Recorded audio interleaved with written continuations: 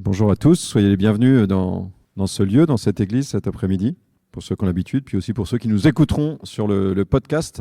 Avec vous, on voulait méditer sur le thème de la vérité, et en particulier sous l'angle de faut-il chercher la vérité. Je voudrais repartir un petit peu sur cette question de la recherche de la vérité avec un constat assez simple, c'est qu'au quotidien, en fait, cette vérité, nous la cherchons sans cesse. Donc avant d'être une question de savoir si est-ce que je cherche la vérité ou faut-il la chercher, je constate que matin, midi et soir, je cherche la vérité. Peut-être le domaine qui nous touche le plus, c'est le domaine des relations, en particulier on peut dire des relations affectives, amicales. Dans nos relations, nous cherchons à savoir, vous voyez, si telle personne nous en veut, pourquoi ? Si telle personne, vous voyez la question « est-ce que tu m'aimes ?» est une certaine recherche de vérité. Je cherche à savoir ce qu'il en est dans le cœur de l'autre. Dans la vie professionnelle, à travers des compétences parfois que l'on acquiert, même si c'est d'un ordre technique, donc ça peut paraître un peu éloigné de la question de la vérité, mais en fait, à travers des compétences que j'acquiers, souvent je développe une aptitude à aller on va dire, faire des choses plus opérantes, plus efficaces. C'est-à-dire qu'il y a des techniques dont il est vrai qu'elles fonctionnent. Vous voyez, hier, par exemple, je vais donner un exemple même dans la négociation, c'est-à-dire quelqu'un qui anime un centre dans lequel il y a 8 parties prenantes. Donc lui, son souci, c'est de dire qu'est-ce qui fonctionne pour mettre les gens en dialogue et arriver à faire tourner une boutique, quoi. Mais il se renseigne sur des techniques de dialogue et il dit il y en a qui marchent bien, il y en a qui marchent moins bien. Est-ce que c'est vrai que celle-ci a une fécondité ? Vous voyez, là, dans un ordre assez technique, il cherche ce qui marche vraiment, ce qui est une technique bonne, une technique vraie. Donc peut-être chacun de nous, on peut réfléchir dans notre métier, comment il y a une recherche de vérité qui est engagée. Ça peut être à des niveaux assez divers. En matière de santé, tout simplement, c'est des questions qui sont assez présentes aujourd'hui, même si on n'est pas abonné à Santé Magazine, mais qu'est-ce qui est sain ? Est-ce qu'il est vrai que telle pratique est bonne pour la santé, que tel aliment est bon pour la santé ? Je cherche une vérité. Et donc c'est un domaine où je ne vais pas dire c'est vrai que c'est bon pour la santé et c'est vrai que c'est pas bon pour la santé. Je tranche, vous voyez, je pose un jugement. Et dans la vie morale aussi, souvent il y a en nous cette conscience morale où nous cherchons ce qui est juste. Alors parfois c'est des questions qui sont un petit peu éteintes en nous, mais je pense qu'elles sont aussi dans bien des situations de notre vie assez présentes. Qu'est-ce qui est juste ? Ou bien de manière un petit peu plus auto-centrée, donc ça parfois ça nous parle plus. Qu'est-ce qui me rend heureux ? Question avec une quête de vérité derrière. Qu'est-ce qui me rend heureux ? Vous voyez, dans la vie sociale, un élément aujourd'hui, vous voyez, c'est la question de l'information. Il y a des journalistes parmi nous. On est sans arrêt confronté aujourd'hui à est-ce que cette information est vraie ou pas. Alors, je vais revenir un peu après. Parfois, on lâche le morceau parce qu'on dit on n'arrive pas à savoir, donc on abandonne. Mais spontanément, nous cherchons à statuer pour savoir si est-ce que c'est vrai que M. Trump s'est fait tirer dessus. Voilà. Là, je ne suis pas en train de lancer un débat. Mais je veux dire, parfois, il y a des questions qui viennent en nous, de dire qu'est-ce qui s'est passé, c'est quoi l'événement, quoi. C'est quoi l'événement. Et donc, en nous, je cherche à atteindre le vrai, à démasquer le faux. C'est-à-dire qu'il y a un goût du vrai. Il y a un goût du vrai en moi, une part de moi qui cherche la vérité. Et la tradition philosophique lui a donné un nom, on pourrait dire, à ce goût du vrai. Il a appelé ça l'appétit rationnel. Voilà. Les philosophes, ils ont appelé ça l'appétit rationnel. C'est-à-dire qu'il y a une instance en mon âme, c'est-à-dire en ma puissance de vie, c'est ma raison, voilà, qui cherche la vérité. Il y a une capacité au vrai en moi. Mais c'est plus qu'une capacité passive. C'est quelque chose, il y a un goût, un appétit, un désir du vrai. Du coup, s'il y a cette raison en nous, et que nous l'exerçons en fait vraiment constamment dans plein de domaines de notre vie, qu'est-ce qui fait qu'une part de notre esprit, je suis sûr que si vous saviez le thème à l'avance, quand vous avez entendu « faut-il chercher la vérité ?» il y a une part parfois en nous aujourd'hui qui se dit c'est quoi ce truc de la vérité ? Vous voyez ? Est-ce qu'on peut parler de la vérité ? Qu'est-ce qui fait qu'il y a une part de notre esprit qui a parfois un petit vertige ou un doute par rapport à la question ou une prétention à dire ou à chercher ou à atteindre la vérité ? Je vais le dire un peu autrement. Qu'est-ce qui fait que dans certains domaines de notre vie, nous ne nous posons même pas la question et que nous cherchons la vérité, et que dans d'autres, en fait, nous ne développons pas vraiment cette quête ? D'où est-ce que ça vient ? Je propose 2 hypothèses de travail, on va dire, je pense qu'ils sont liés à notre contexte culturel. La première, c'est, il me semble, l'expérience des sociétés dans lesquelles nous sommes, qui sont des sociétés marquées par le pluralisme. Il y a 200 ans, en France, il y avait le pluralisme, il était moindre. C'est-à-dire que mon voisin, au point de vue d'un certain nombre de, je sais pas, d'un socle, au point de vue moral, de la manière d'avoir été élevé, il y avait des cultures qui étaient beaucoup plus partagées, quoi. aujourd'hui, nous sommes dans un monde, on est bien placé dans le quartier pour le sentir, dans un monde pluriel. C'est-à-dire que mon voisin, potentiellement, arrive d'une autre culture, avec d'autres valeurs, d'autres référents, d'autres manières de sentir, de penser. Ça ne veut pas dire qu'on n'a rien de commun. Mais nous sommes confrontés un petit peu sans cesse à ça. Des cultures, des croyances, des valeurs différentes.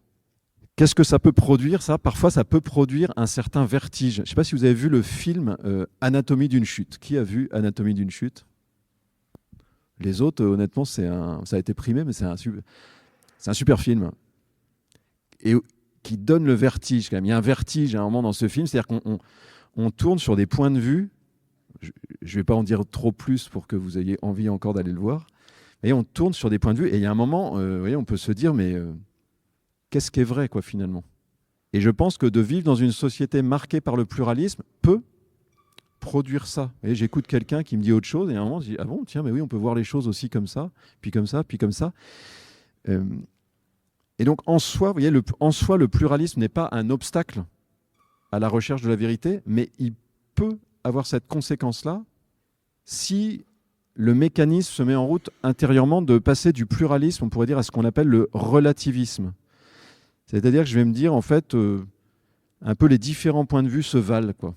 Je n'arrive plus, vous voyez, à me dire qu'il y a un point de vue qui l'emporte. Vous voyez, donc, d'être en présence de différentes perspectives, de différents points de vue sur le réel, et sur des questions aussi très fondamentales, ça peut produire ça en nous, ça peut produire une espèce, vous voyez, de décrochage, comme je l'évoquais tout à l'heure. Alors je pense que c'est intéressant, vous voyez, chacun de nous, de sentir le moment où ce décrochage se produit. Parce qu'on est tous concernés à un moment ou l'autre par ça. Vous voyez, pour vous voyez, réaliser ce qui se passe en nous. Dans les évangiles, il y a une question, c'est la question du décrochage. C'est Pilate, on lui amène Jésus, et puis les uns disent ceci sur lui, les autres ça, et les autres ça. Il demande à Jésus lui-même, et puis il tourne avec ça, puis à un moment, il dit « Qu'est-ce que la vérité ?» Sous-entendu, voilà. Et donc, il se lave les mains à ce moment-là pour dire « Moi, je n'arrive pas à statuer là-dessus. » Donc, il peut y avoir ce vertige. Il peut y avoir un autre élément de fond qui fait que nous basculons dans le relativisme, qui marque beaucoup aussi nos sociétés contemporaines, et qui, là, désamorce la quête de vérité. C'est que, en fait, je ne veux pas aller au conflit, ce qui est une bonne chose en soi. C'est-à-dire, je pense qu'il y a un certain traumatisme dans nos sociétés c'est des hypothèses d'historiens, mais je ne suis pas historien. Vous voyez, de ce qu'ont pu produire les guerres de religion dans notre pays et ailleurs, vous voyez, il y a quelques siècles, quand on commençait à avoir une division entre protestants, catholiques, tout à coup, si on n'est plus d'accord, on se met dessus, quoi. Voilà. Et ça a laissé, c'est sûr, un traumatisme dans la conscience collective. Et la tendance, c'est de dire chacun chez soi. Donc toi, tu penses un truc chez toi, mais on n'en parle pas. Comme ça, on a. Vous voyez. Et aujourd'hui, c'est évidemment des choses qui sont réactivées par ce qu'on a sous les yeux, avec des lieux où vous voyez, on va dire une forme d'absolutisme religieux fait que la défense d'une vérité produit du conflit. Le traumatisme, il se redouble, c'est qu'il y a le religieux, mais il y a aussi tout ce qui relève de l'idéologie. C'est-à-dire quand on élimine les religions, on a les totalitarismes qui ont émergé au XXe siècle, qui sont non religieux, le nazisme, qui produit des horreurs, le communisme, qui produit des horreurs. Hier, j'étais dans une gare en Belgique, il y a un gars qui m'est tombé dessus, je ne sais pas d'où il est arrivé. Il me parle du pouvoir chinois qui est en train d'éliminer un mouvement religieux parce que ça contrevient au pouvoir en place, quoi. Donc nous avons aussi ça sous les yeux. Et donc je pense que ça nous pousse à éviter en fait le débat à un moment. Une manière de gérer, vous voyez, la difficulté du débat, c'est de plus parler en fait, ou c'est d'être dans un relativisme. Et donc, au lieu de porter des vérités, je porte des opinions. Et je dis, toi tu crois ça, moi je crois ça, et c'est super. Donc il y a un bon aspect de ça qui est que nous cherchons la paix, nous ne voulons pas le conflit. Mais le risque inhérent à ça, c'est ce désamorçage intérieur, cette espèce d'extinction de notre appétit pour la vérité. Et je pense que beaucoup d'entre nous, dans la société où nous sommes, en fait, on a comme intériorisé ça, quoi. Je vous dis, avec une bonne intention de départ, mais finalement, ça produit quelque chose qui me paraît dangereux, je veux dire, à double titre. Je donne 2 exemples. Le premier, c'est qu'en fait, je pense qu'à un moment, vous voyez, à court terme, c'est une manière d'éviter le conflit, mais à moyen terme, en fait, ça va le réamorcer. C'est me semble-t-il, ça c'est une opinion personnelle, hein.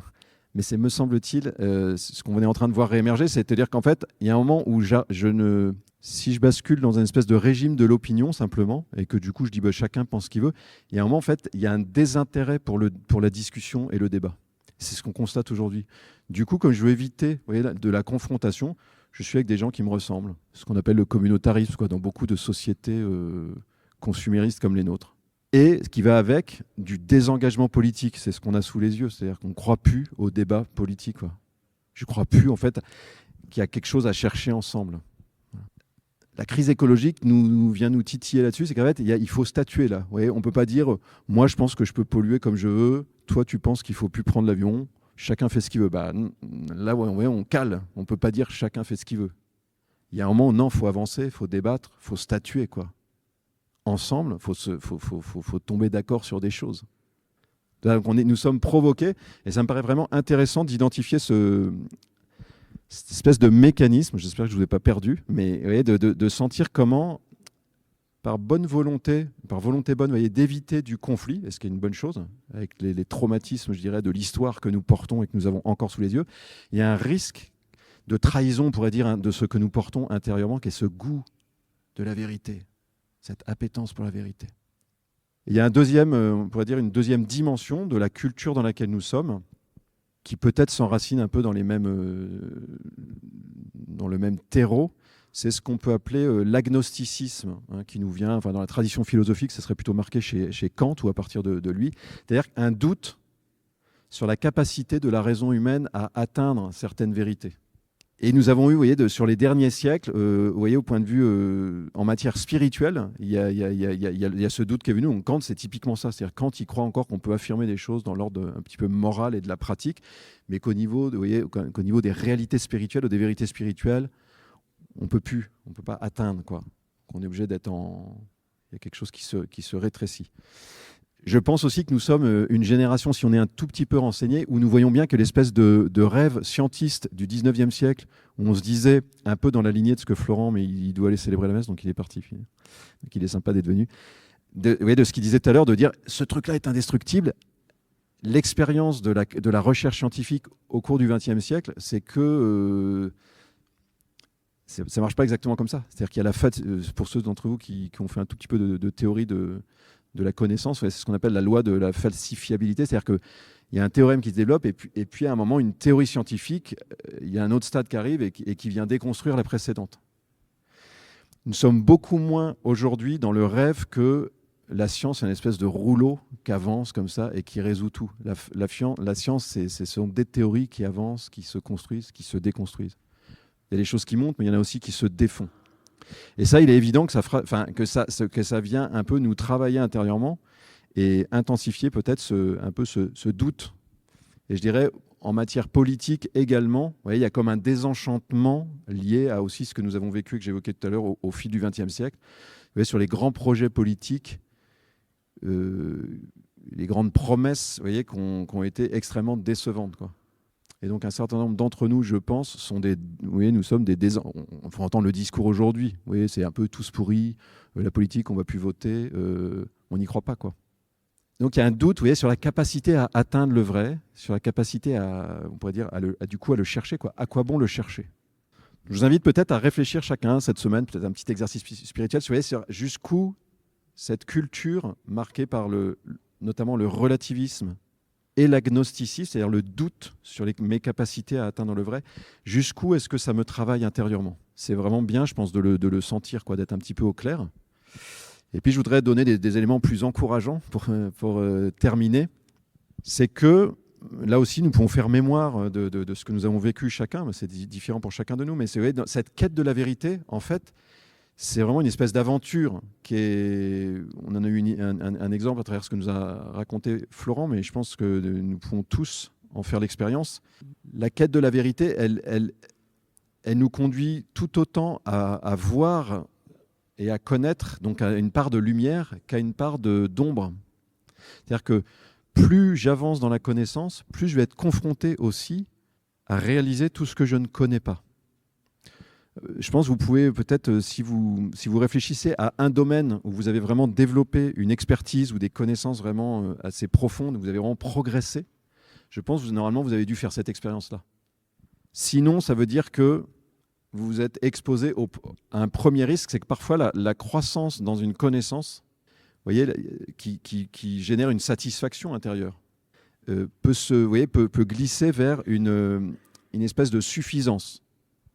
Ça, c'est un premier risque de la connaissance. Quand elle se développe mal, on pourrait dire, c'est que je connais et je m'enferme dans ma connaissance. Et Florent, il vient de nous dire, j'avais l'impression qu'il n'y avait que les maths au monde, quoi. Ça peut nous arriver, ça, vous voyez, quand on développe une connaissance. Mais normalement, ce qui se produit est peut-être quelque chose d'un peu inverse. S'il y a un développement sain, c'est que je vais m'apercevoir qu'il y a un monde que je ne connais pas, quoi. Cet été, j'ai fait une toute petite expérience, mais c'est plutôt une métaphore qu'autre chose là-dessus. Je me suis dit, tiens, mais je n'y connais rien aux étoiles. Ça fait longtemps Et donc, j'ai un tout petit peu travaillé là-dessus. Et la satisfaction, au bout de 4-5 jours, vous voyez, de commencer à pouvoir me repérer un peu dans le ciel, ça libère une satisfaction. Mais en même temps, en creusant, vous voyez, vous lisez 1 ou 2 articles, ça ouvre aussi à une espèce de vertige de ce qu'il y a derrière. Vous voyez, à quoi je ne pensais même pas avant de m'être un tout petit peu penché sur la question. Donc normalement, c'est ça qui se produit. Et du coup, il y a vraiment alors, il y a le risque inverse. Le premier risque, vous voyez, c'est d'être dans une forme de suffisance. Et le deuxième, c'est confronté à la part de mystère, au fait que plus j'avance, plus je vois qu'il y a des choses que je ne connais pas. Là encore, je peux être gagné par une forme de vertige encore, ou de découragement, on pourrait dire. Vous voyez, je pense que ça peut nous arriver dans la quête de la vérité, si on s'est vraiment un peu lancé parfois. Il y a un moment, on va quand même être atteint par un doute, quoi, en fait, ou être atteint par du découragement. Voilà. C'est normal que des choses comme ça puissent se produire en nous. La vérité, vous voyez, cette quête de la vérité, il y a des choses à construire. C'est quelque chose qu'on construit, qu'on élabore. Il y a des choses qu'il faut déconstruire aussi à certains moments. Aujourd'hui, le mot déconstruction, il a été très présent en lumière. Après, il faut reconstruire. Voilà. Il ne faut pas simplement déconstruire. Il y a un moment où il faut aussi reconstruire. C'est ce à quoi je vous encourage, en tout cas, ce soir. Et je terminerai simplement en nommant un aspect de la vérité qui est vraiment touché, je pense, dans la quête philosophique. C'est-à-dire quand on cherche vraiment à atteindre les vérités peut-être les plus profondes et puis théologiques. Mais quand je dis philosophique, ça ne veut pas dire faire un doctorat en Sorbonne. Ça veut dire se poser profondément la question de qui je suis comme homme, qu'est-ce que je fais sur cette terre et pourquoi je suis fait, où je vais. C'est ça la philosophie. Hein. Et c'est quoi la voie bonne? Cette question-là, vous voyez, elle demande beaucoup d'énergie. Elle demande du courage. Elle demande de la combativité. Ce n'est pas une petite vérité. Les grandes vérités demandent de l'endurance. Et donc, sur ce chemin-là, c'est là où la réponse, vous voyez, la question, faut-il chercher? On sent oui, il faut. C'est-à-dire qu'il y a un moment où ça relève aussi d'une décision, d'un engagement, d'une mobilisation intérieure. Si je ne veux pas simplement subir cette espèce de statu quo où, vous voyez, c'est simplement ce qui est en moi qui va m'imposer le fait que dans un certain domaine de ma vie, je cherche et puis parfois ça s'arrête là, quoi. Vous voyez, pour repousser la frontière, aller plus loin, il y a des moments où il va falloir que je mette de l'énergie, que j'engage que je lutte, quoi. Il y a une dimension de conquête. D'autant plus qu'il y a les obstacles ou les freins liés à la culture dans laquelle nous sommes, que j'ai nommé tout à l'heure. Et l'autre aspect qui rend cette aventure, on pourrait dire, difficile aussi, c'est que, vous voyez, quand on est engagé, quand on a un certain volontarisme pour chercher quelque chose, c'est difficile de passer de « je tiens » à « je me dessaisis et je lâche ». Or, c'est vraiment ce qui caractérise la quête de la vérité, ou la vérité elle-même, dans sa profondeur, c'est que je ne mets pas la main dessus, en fait. C'est que la vérité se donne à moi, on pourrait dire. Et ça, c'est pas simplement une affirmation de prêtre qui pense en arrière-fond Jésus qui dit « je suis la vérité ». Vous voyez, c'est déjà le mot de la philosophie grecque qui dit que la vérité, c'est aletheia, elle est dévoilement. Dévoilement, ça veut dire que moi, je suis dans une forme de passivité à un moment, et que c'est que la vérité qui est comme une espèce d'apparition, quoi. Quelque chose qui se révèle à moi. Et vous voyez, c'est ça qui est difficile aussi, c'est que je pense dans notre mentalité contemporaine assez technique, où parfois dans vos jobs, vous avez l'habitude, vous voyez, de maîtriser, etc., d'avancer. La quête de la vérité, c'est pas que ça. C'est pas que la décision et la lutte, c'est un moment aussi le dessaisissement et de la passivité, et de l'ouverture, et de la patience. Voilà, donc c'est une expérience vraiment spirituelle. Et ce qui se vit là, dans l'ordre un peu de la philosophie, qui a déjà été identifié dans la tradition philosophique, c'est évidemment vrai aussi pour ce qui est de l'ordre de la quête spirituelle, Ou pour ce qui est de Dieu, vous voyez, il y a une part que je peux, d'une certaine manière, atteindre par mes efforts. Et puis, évidemment, pour ce qui est de Dieu, pour l'essentiel, c'est lui qui se donne à moi, c'est lui qui se révèle. Je vous propose de terminer en méditant, prenant quelques instants de recueillement ensemble.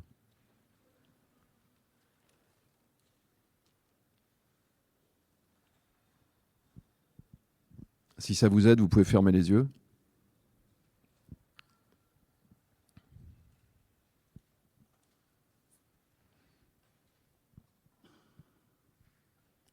Et peut-être en balayant ou peut-être en ayant écouté les différents domaines de la vie où nous pouvons exercer cette quête de vérité, cet appétit du vrai, ce goût du vrai.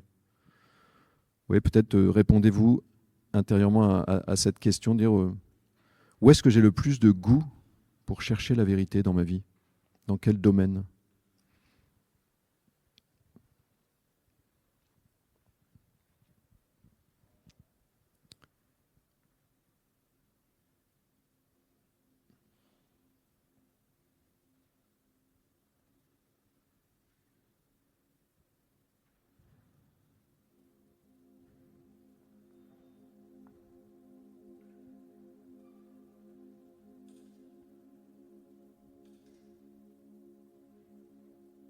Dans quel domaine est-ce que j'ai soif de connaître?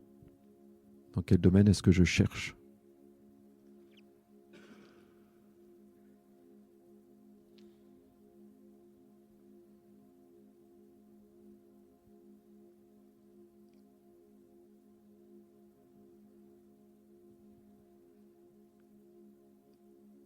Peut-être revient à votre mémoire des expériences heureuses, vous voyez, de découverte, un peu comme Florent tout à l'heure, ce moment d'extase devant le tableau.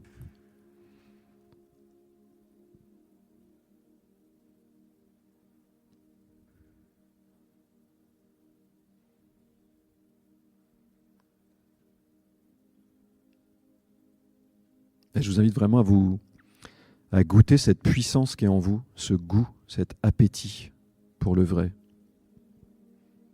À sentir que quand il s'exerce, eh bien vous êtes vivant.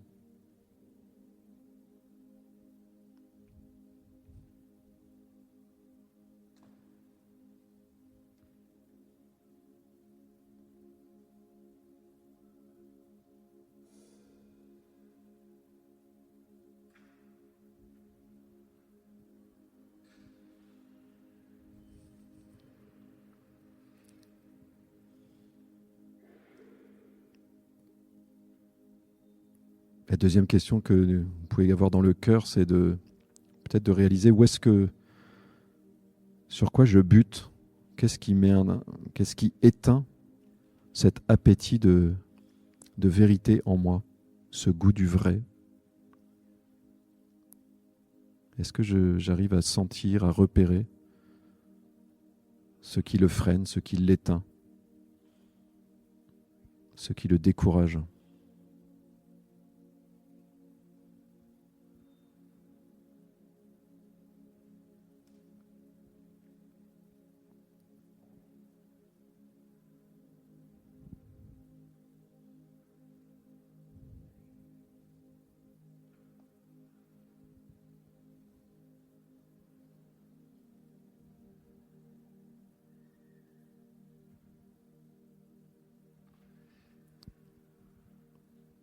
Qu'est-ce que je peux faire pour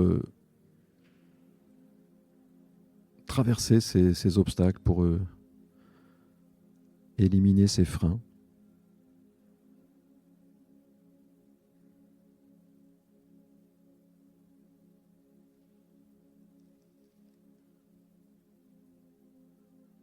Si nous nous sentons démunis et que ça nous parle, nous pouvons demander intérieurement à Dieu de venir nous rendre plus libres, nous sortir de ces ornières parfois où nous sommes un peu embourbés.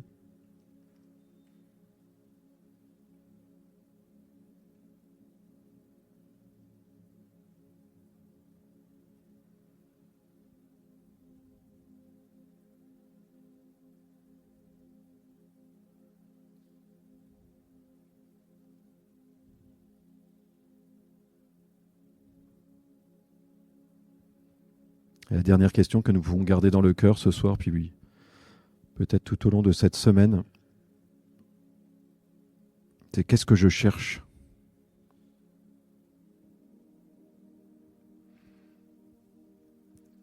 Et si je devais dire une seule chose que je cherche, qu'est-ce que ce serait? Avec cette parole d'un psaume dans la Bible qui dit « J'ai demandé au Seigneur une chose, la seule que je cherche. » Voilà, s'il y avait une chose que je devais nommer et que je cherche, quelle est-elle?